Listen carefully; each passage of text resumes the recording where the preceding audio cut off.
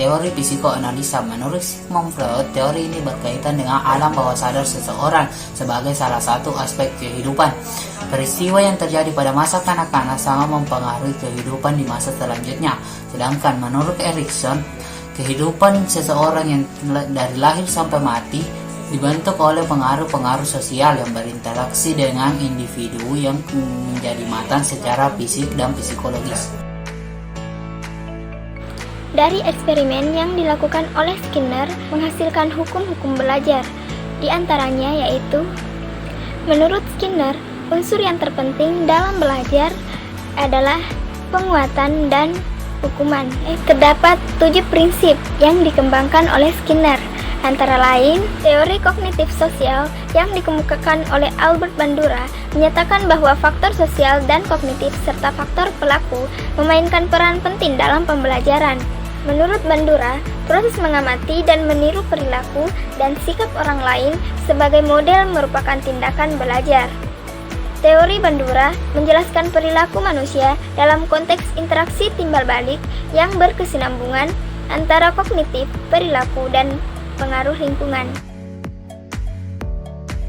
Selanjutnya, humanistic theories.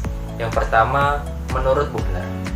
Menurut Butler, tujuan nyata dari manusia adalah pemenuhan yang dapat mereka capai dengan pencapaian dalam diri mereka dan dunia. Dan yang kedua, menurut Maslow. Menurut Maslow, teori yang mengemukakan 5 tingkatan kebutuhan pokok manusia yang dijadikan pengertian kunci dalam memahami motivasi manusia. Dan yang terakhir, menurut Rogers. Menurutnya, teori ini lebih melihat pada perkembangan kepribadian manusia.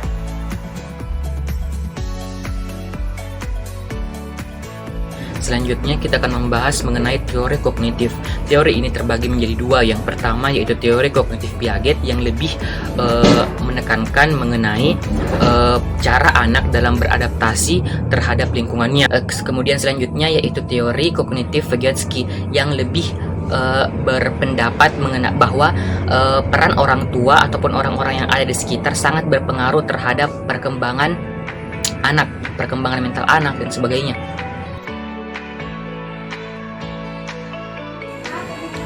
Saya akan menjelaskan teori ekologi. Teori ekologi memandang bahwa perkembangan manusia dipengaruhi oleh konteks lingkungan.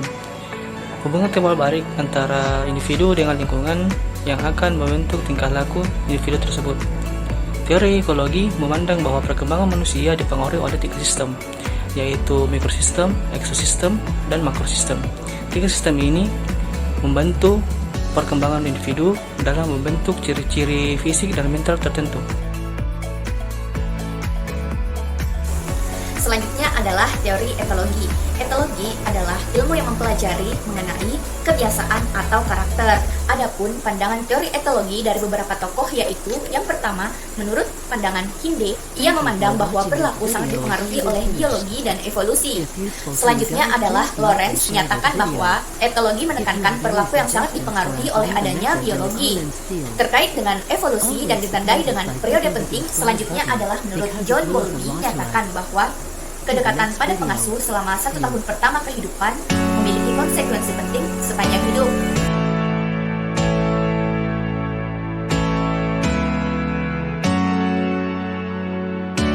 Adapun peran teori dalam perkembangan yaitu yang pertama, sebagai petunjuk yang memungkinkan seseorang dapat mengerti dan memahami apa yang diharapkan oleh masyarakat dan lingkungan lainnya terhadap seseorang dalam usia tertentu. Kemudian yang kedua, sebagai petunjuk bagi seseorang apa yang diharapkan daripadanya untuk masa yang akan datang.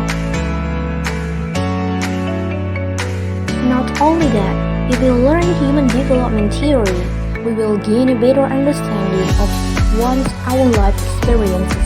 This can help people personally reach an understanding of what childhood events shape their adulthood, and also to gain knowledge of how social contexts impact development. This knowledge can be invaluable for professionals like teachers as they gain a deeper understanding of their students.